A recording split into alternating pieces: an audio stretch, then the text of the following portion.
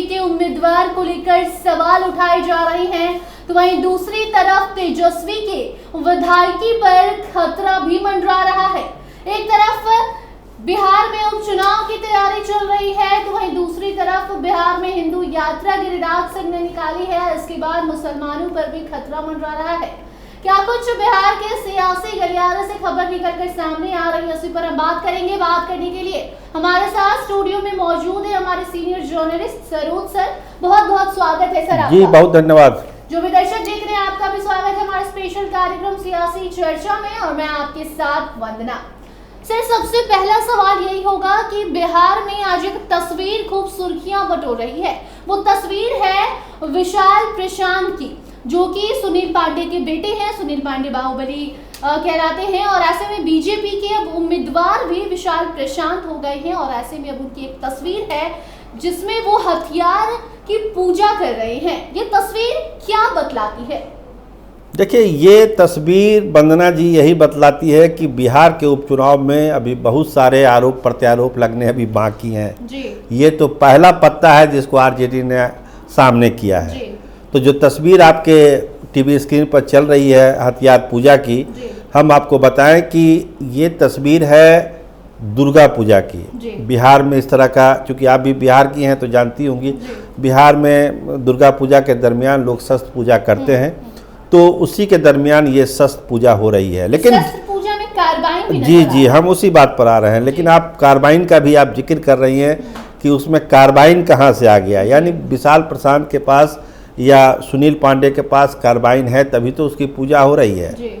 तो आरजेडी ने इस पर कड़ी आपत्ति जताई है और पूरा ब्यौरा मांगा है बीजेपी से कि आप स्पष्ट करिए कि ये क्या मामला है, क्या कोई अवैध हथियार का मामला है, या सबसे बड़ी बात जो एक राजनीतिक आरोप लगाया गया है, क्या तरारी विधानसभा के मतदाताओं को डराने धमकाने के लिए इस तरह की पूजा विशाल प्रशांत कर रहे हैं या उनके लोग कर रहे हैं, तो क्या तरारी के लोग इससे डरेंगे? जी, कार्बाइन अवैध हथियार है, ऐसे में हथियार की पूजा करना और उसी व्यक्ति को टिकट दे देना, क्या ये भी बतलाता है कि बीजेपी जो है वो अपराध को बढ़ावा दे रही है? क्योंकि ऐसे में जो लोग हैं वो सवाल उठा रहे हैं कि बिहार में महाजंगल राज की बात कही जाती है जब लालू प्रसाद यादव का काल था।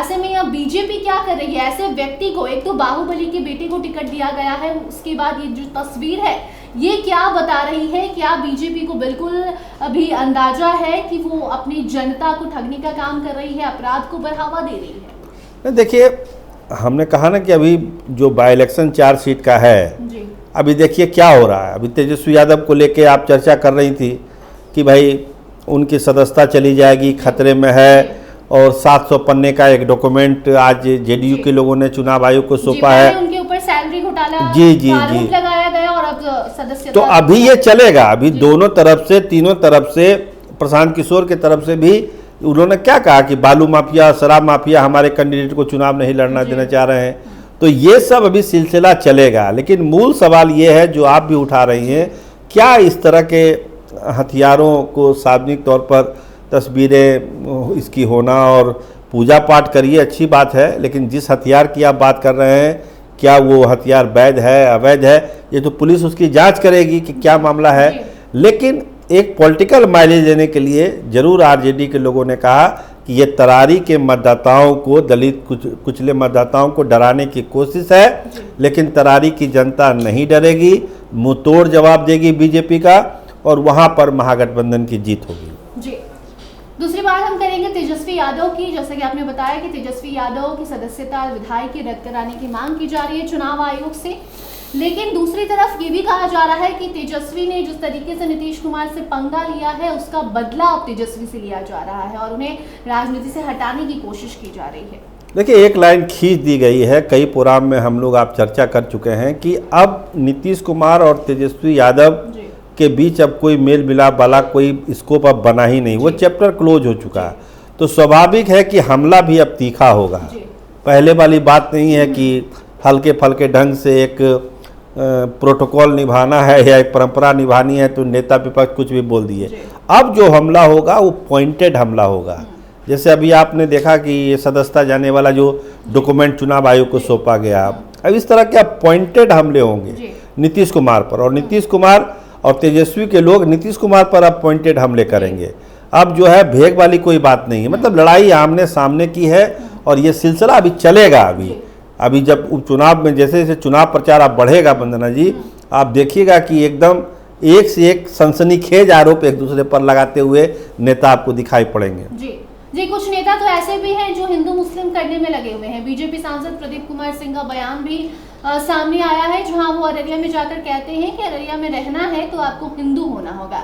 इससे मुसलमानों में हरकंप मचा हुआ है, मुसलमान नाराज है। वो सवाल उठा रहे हैं कि क्या अब बिहार में रहने के लिए, अररिया में रहने के लिए उन्हें धर्म को बदलना पड़ेगा?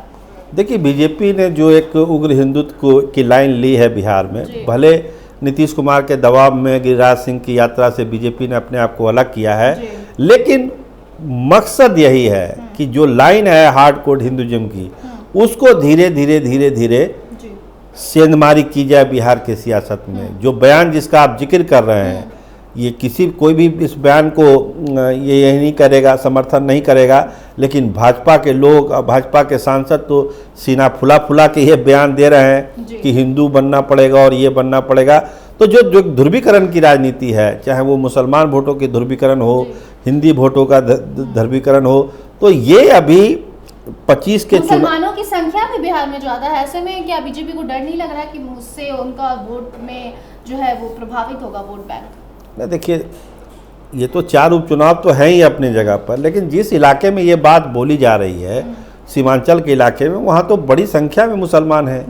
तो एक ध्रुवीकरण वाली जो काम गिरिराज सिंह ने शुरू किया, उसको फिर प्रदीप सिंह आगे बढ़ा रहे हैं। कोई फिर दूसरे कोई सिंह बढ़ा देंगे इसको, तो ये बीजेपी उसको ख़त्म नहीं करने वाली है। नीतीश कुमार का दबाव है, थोड़ा हल्का जरूर हो गया है, लेकिन आपको हम बता दें आपके सियासी चर्चा में, ये सिलसिला और तेज होगा, ये और उग्र होगा, क्योंकि बीजेपी को लगता है कि यही एक कार्ड है जिससे हम नीतीश कुमार के जातीय कार्ड को, तेजस्वी यादव के जातीय कार्ड को डिफ्यूज कर सकते हैं। हिंदू अगर एकजुट हो जाएंगे तो फिर जात पात खत्म होगा और हिंदुत्व के नाम पर ही बीजेपी को वोट मिल जाएगा।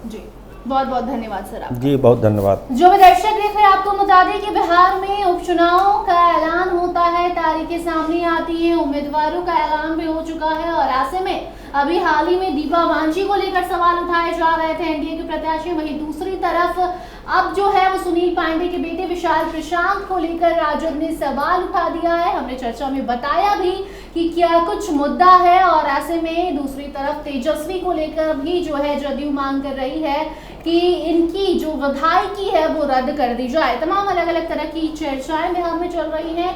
इस चर्चा को लेकर आपकी क्या कुछ राय है, कमेंट सेक्शन में जरूर बताइए और देखते रहिए स्टार टीवी बिहार। धन्यवाद।